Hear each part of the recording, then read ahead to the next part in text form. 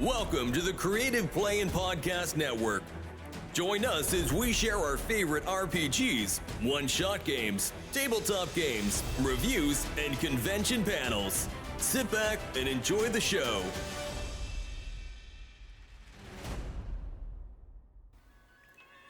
Hi, this is Kelly, aka Trixie from Ragnarok and Roll, assigned to Ragnarok Story, and Tilda Wimblewick from D&D Journey of the 5th Edition. First off, I would just like to say thank you to everyone for listening to our varied adventures, as well as for rating us on iTunes and RPGpodcast.com. If you haven't rated us yet, we would greatly appreciate it if you could. And if you're looking for more ways to support our efforts, we are now on Patreon, a great site where you can help us continue making more podcasts, as well as some special surprises for our patrons. If you can, please look us up at www.patreon.com/cppn. Every little bit helps. And again, thank you for listening. Hey guys, Jim here. And Kelly. And welcome back to RPGaDay 2023. It is August the 29th. We are almost done with the month. And more importantly, that means at the end of the week, we are almost at Tucson Comic-Con. So, Woo-hoo! In regards to memorable events like Comic-Con, today's prompt is the most memorable encounter. See, there are so many really cool encounters. It's hard to pick just one. Just one, huh? Let's see. For me, you know what? I might have to go with Sister Soulless. My tiefling cleric of the God Bear. And the Princess of the Apocalypse. We're in the air tower, and I just know, this guy is evil. I just know it within every fiber of my being. But everybody else feels like they're inside or whatnot, and I'm the only one. So, but I'm a cleric, I'm chaotic good, if I recall correctly. Mm-hmm. So, but I'm still, and so they're all talking with the guy, and out of the blue, I just jump over the table, throw punch the guy, pin him to the ground, and then with a dagger to his throat. And this is the cleric. I have the sun as my symbol. Of course, to be fair, I look like a devil. I mean, like the prototypical devil. Red skin, black hair, black horns, golden eyes, though. Because when they said nobody wanted to play the cleric, so I'm like, okay, I'm going to pick, I'll play the cleric, but I'm going to make that character look so far unlike a cleric you would typically think of. And, so I the guy pinned. And then because I'm a tiefling, I have thaumaturgy. Automatically, I get thaumaturgy.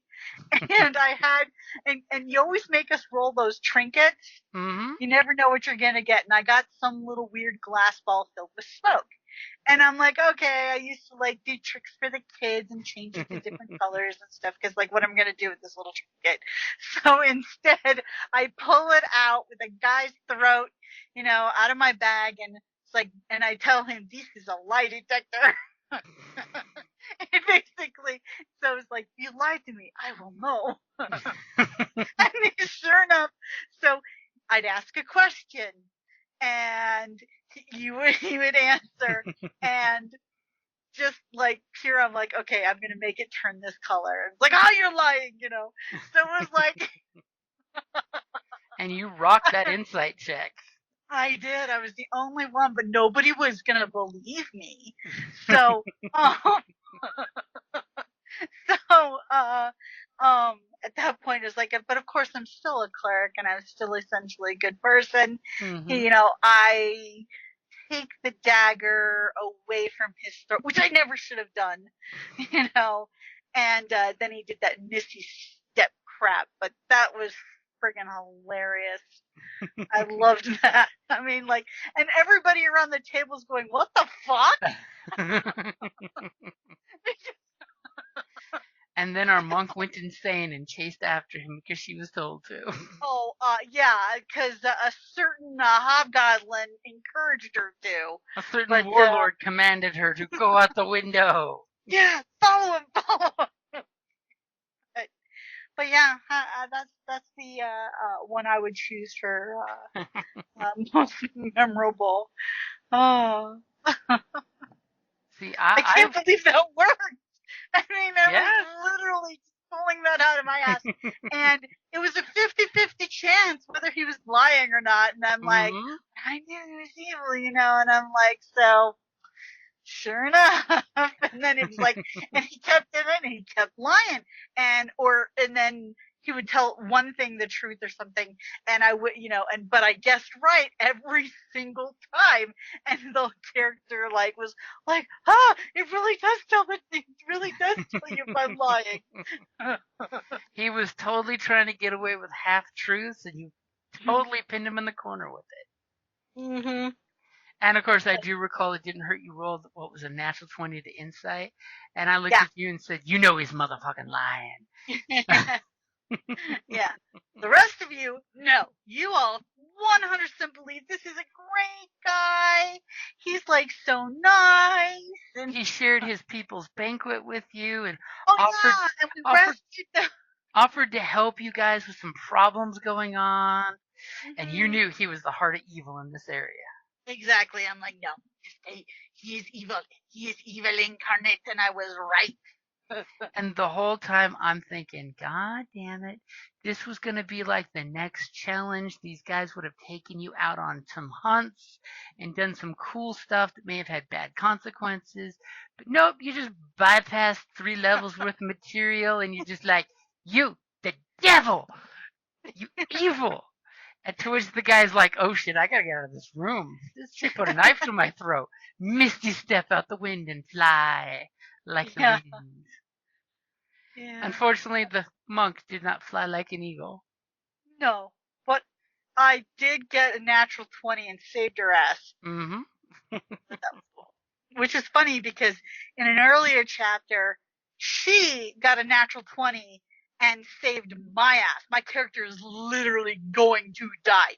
I was like, okay, into that night I will go, but I will be going in glory. No, and she pulled it out, a miracle, and saved my ass. So I just returned the favor. See, now for my most memorable encounter, I will actually be dropping one that happened this week on our Theros game. I totally have to mention it because in that Theros game, it's the Greek setting for Magic the Gathering for D&D. They've made the setting book for it, so everything is very Grecian.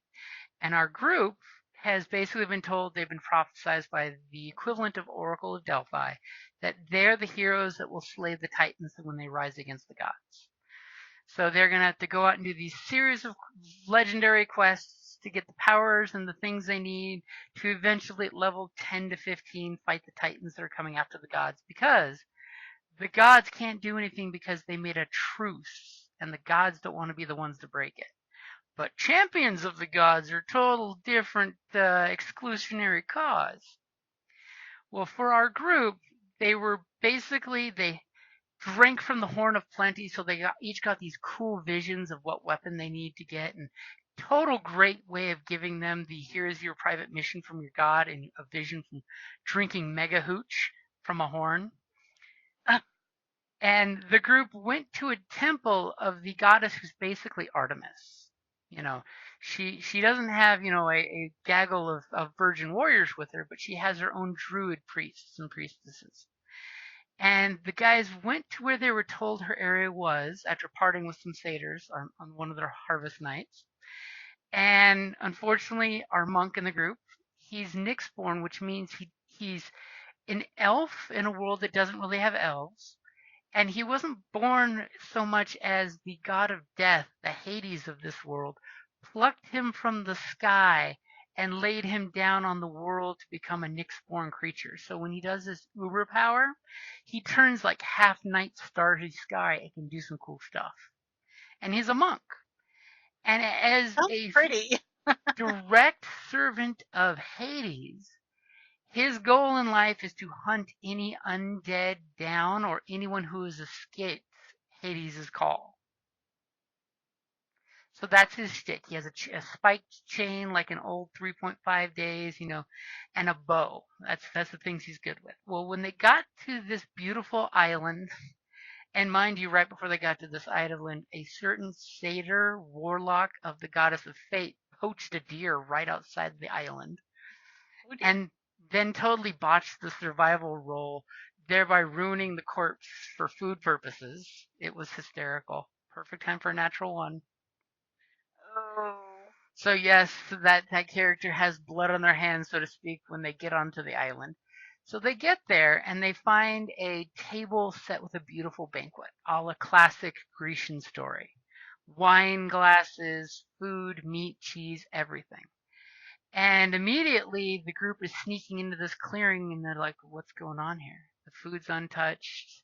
There's a big fire with two large spits with like two 5-foot things wrapped in leaves baking over the spit.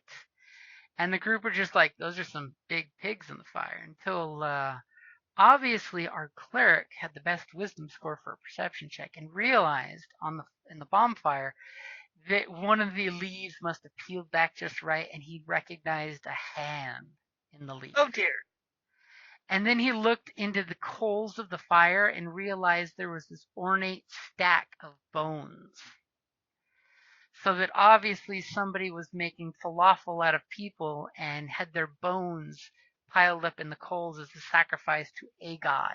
He couldn't quite with his roll figure out what god it was dedicated to, but the group had a suspicion it was the huntress god because this is her island after all. Well, unfortunately, everyone botched their perception checks of walking into this camp except our monk.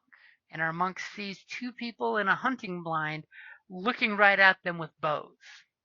And he, of course, is playing cool until he gets a chance to hide behind a tree, pull out his bow, and he nails one. And natural 20, insta-kill. He had advantage, horribleness. And the other one starts fighting, and the group has this big, long running fight where they basically, our monk teleports into the hunting blind and Spartan style kicks the other guy out of the hiding, the animal hide where they hide. And the group basically captures the last guy who, once he realizes who they're chosen of the gods and all that shit, he realizes, oh my god, this was a big misunderstanding. And the monk, of course, profusely apologized. He thought he was being attacked, going to be about to be murdered. So, believe it or not, this thorn bearer druid satyr's totally like, okay, shit happens. Our god believes that, the strongest is the will to survive, so I'm not going to take it personally you killed my buddy. We're going to invite you to dinner. And they invited them to this beautiful dinner where they basically spilled the beans that, oh yeah, you see that giant 50-foot tall oak tree over there that happens to have golden apples coming out of it, even though it's an oak tree? That's our goddess's sacred tree that has golden apples, which, by the way, the group is totally here to steal at least one golden apple. And they're going to kill the golden Nyxborn ram that's out here somewhere in this preserve. Why? Because they need the ram's hide, like the classic like golden fleece. Exactly. And they need one of the apples for a magic item to be crafted by a magical forge that they've relit for the forge god. So they're basically here to loot and pillage this place. But the priests all took a liking to them. We had great persuasion and charm checks happening. Literally, our satyr, who's a warlock and is like the talking person in the group, even though he also often gets them in trouble, totally sold them on the idea that we, with a natural 20 to a 26, are the chosen of the gods. Here is the oration of the Edda that we are based on, and let my Minotaur bard sing you the song of our accomplishments to get here. And these guys are like, oh yeah, don't mess with the tree. It's got a hidden guardian that our goddess has captured and bound to the tree, and blah, blah, blah. And they're telling them everything. So the group's like, hey, this is hippie love satyrs. So, of course, our warlock satyr totally hooked up with a guy and a gal at the camp. And all of our teammates are sleeping in this big camping area where they normally sleep there.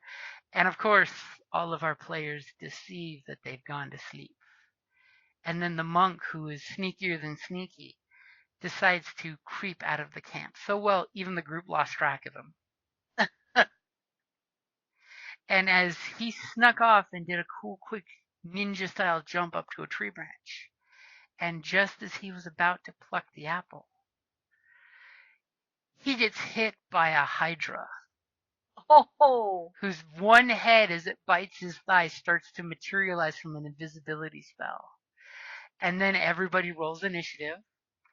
The Hydra, unfortunately, our monk attacks the Hydra, and he does a couple of his astral hand strikes, and he knocks a tooth out of the Hydra as he realizes 4 more heads start materializing. And then it's the Hydra's turn. The Hydra went chomp, chomp, chomp, chomp, chomp, and the last chomp was a Hydra biting another Hydra head. Because it rolled a natural 1, so one of the heads was super greedy. But unfortunately, the last head that succeeded to hit him took him out. He was dropped to 0, hanging up in a tree in the mouth of the Hydra. And at that point, the rest of the group, half of them could see him with their night vision being close enough, and 2 of the others couldn't see jack because they had no night vision. So all of a sudden, the Guardians, because, I totally asked him, give me a con save to see if you can keep your mouth shut as you're being, ripped to pieces by a Hydra. And he failed, so he let out a noise. So some of the sleeping druids are like, what? What's going on? And mind you, this group is mostly good. I don't think any of them are lawful. They're all chaotic, but they're good is the thing. Which we had a conversation after the game that may not be so. They're justifying their actions because it's the greater good. And this goddess is a bit of a prick sometimes. So it's justifiable in their opinion. Immediately, our Minotaur, Bard, creeps forward. She botches her stealth check with a lovely 8. But she then proceeds to put her sword through the throat of the first priest waking up. Oh, no.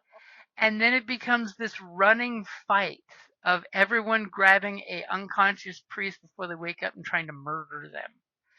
It doesn't go well during the fights because at one point, our crafty warlock decides, you guys got the priests, I'm going after the freaking Hydra that just ate our monk.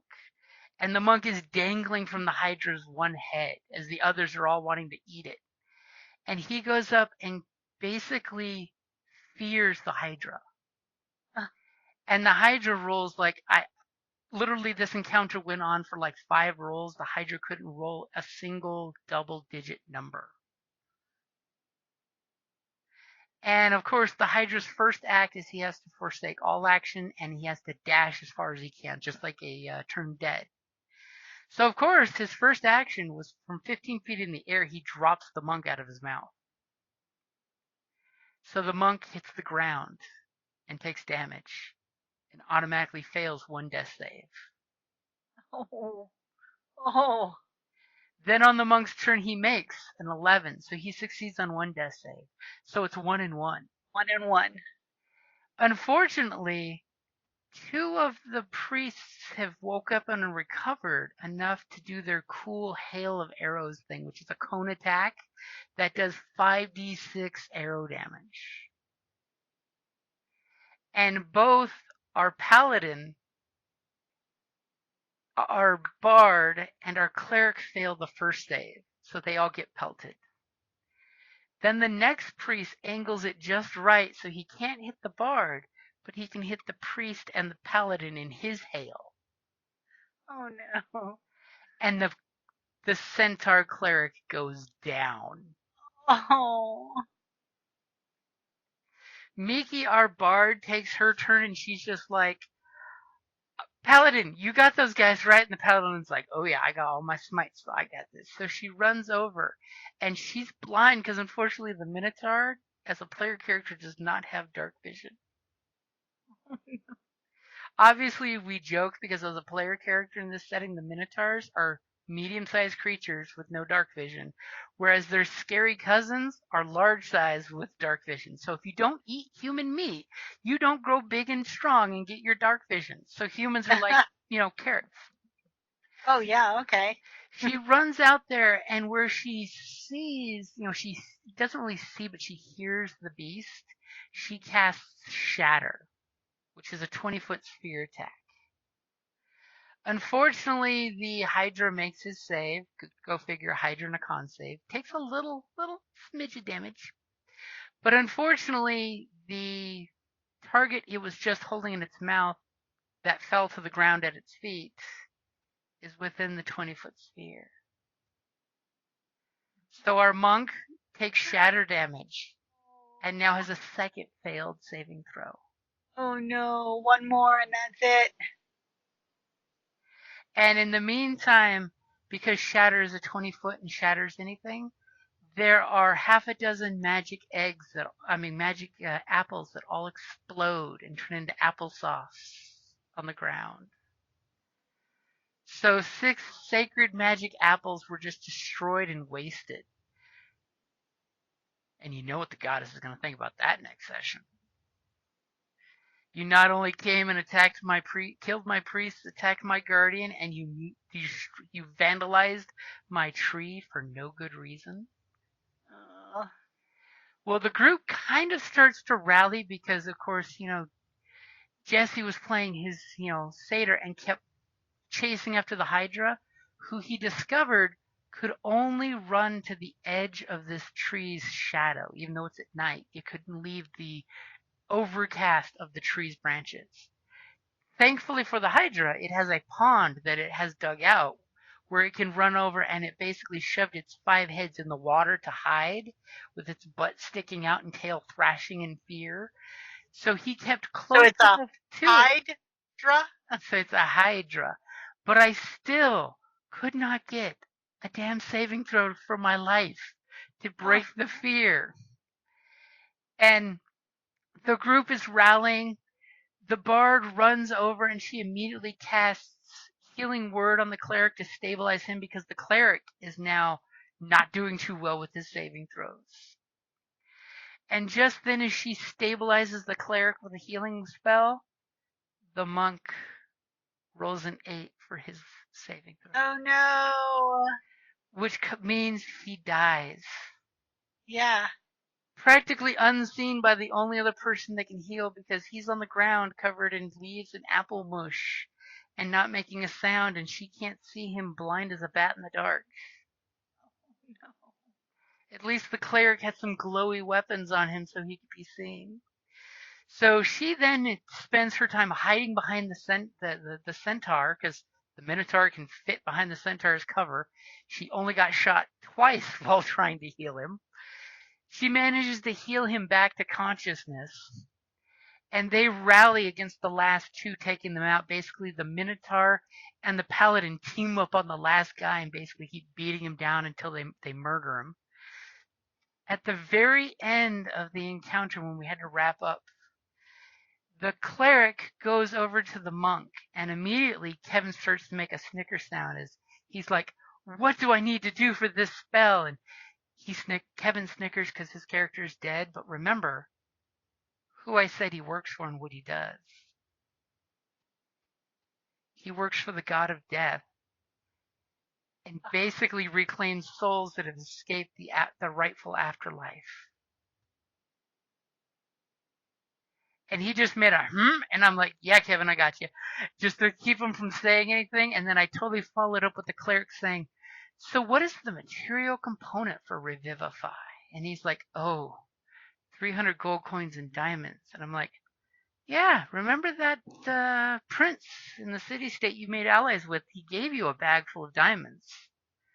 Because, they totally saved this guy earlier on and became his best friends and totally made his father and older brother hate them because they know this. They're going to make sure this kid inherits the city-state. So he kneels down to the monk, who is known as the Redeemer, because he redeems souls that have basically escaped hell or their rightful end place. Because it's Elysian Fields and Hades type of deal.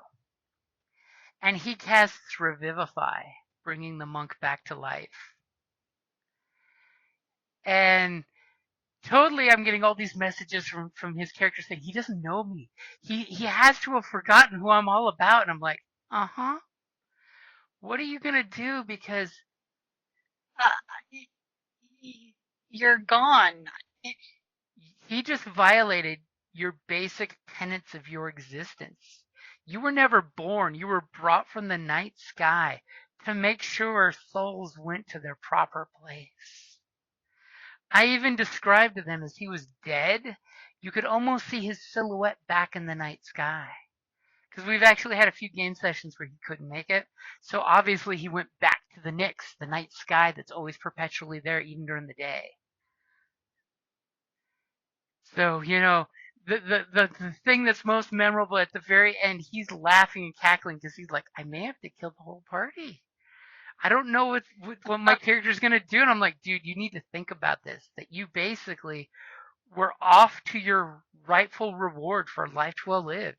He's put undead down. And on top of that, there's going to be consequences because the group was told about the guardian under the tree, so it's their whole fault. If this Hydra breaks the fear and jacks them up, they got this coming. But on the plus side, they know if they walk away from the tree, he can't follow. And then he'll slowly turn invisible if he takes no effect as part of his curse. That he's cursed to trap there and turn invisible if he's not in combat. And we have a monk who's brought back to life who believes in true death. He's even said twice before when we didn't have a cleric in the group, if I die, let me die. I mean, because he does have this like childlike innocence because he's only like 2 years old, even though he appears to be a fully formed elf adult. And then on top of it, the group knows with all of the druid priests that they murdered, 2 of them were out tending their duties. And the amount of noise the group made, especially when the bard finished off using a thunder wave on the last surviving guy, and the guy just barely survived it, then turned around and headbutted the paladin 3 times, and he failed every strike with his headbutts. It was tragic. My guys were rolling for crap. But it was great because here the players went after 2 encounters at once, basically. So I was actually, as Jim, their friend, it was happy that they were rallying after this because it could totally have gone the other direction. Great skill uses, great tactics, great teamwork. Everything was beautiful. But right now, off in the trees hiding in a hunting blind, are a pair of druid priests praying to their goddess for revenge for their brothers and sisters.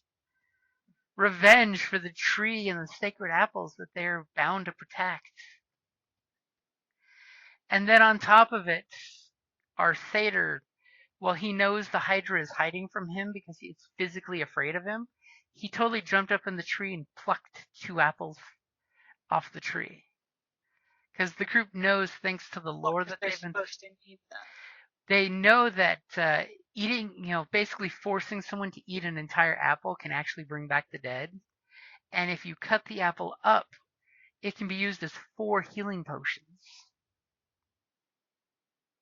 Or it can be brewed into a brew that can be used as healing potions for a temporary time. So these apples have like dozens of cool uses, as well as there's a few magic items that you can use them to make. Because now that they have the Mithril Forge, they have a salamander, big reptilian multi-armed person who is contractually obliged to serve the forge owners. And they actually gave her back her contract to free her. And she said, you know what? Until you guys finish your job, I'll be here to serve you guys. Give me whatever work orders you want. As long as you bring me the mats, since I am trapped to this area until I break the contract, I will keep making stuff for you. So like they all have mithril Zephos and a few other items, that she totally cooked up for them. So that's kind of why they're going for the apple, and they need the fleece as part of their mission. So this is super memorable because A, none of them worship, because part of the thing with Theros is you pick a god that's your patron god at the beginning, and you actually in the Dungeon Master's Guide, there's a rule for piety to get your god's favor. And you have, just like in the old Greek stories, you have a patron god that you're constantly like, we killed this monster. I'm going to burn it in the name of my goddess or god. And none of the group has this goddess as their god. So it's going to be beautiful that they piss the goddess of the hunt off, who's going to be fucking gunning for the group from now on. So in classic Greek tragedy, you have a god that has a good and just reason to want to end you. And yeah,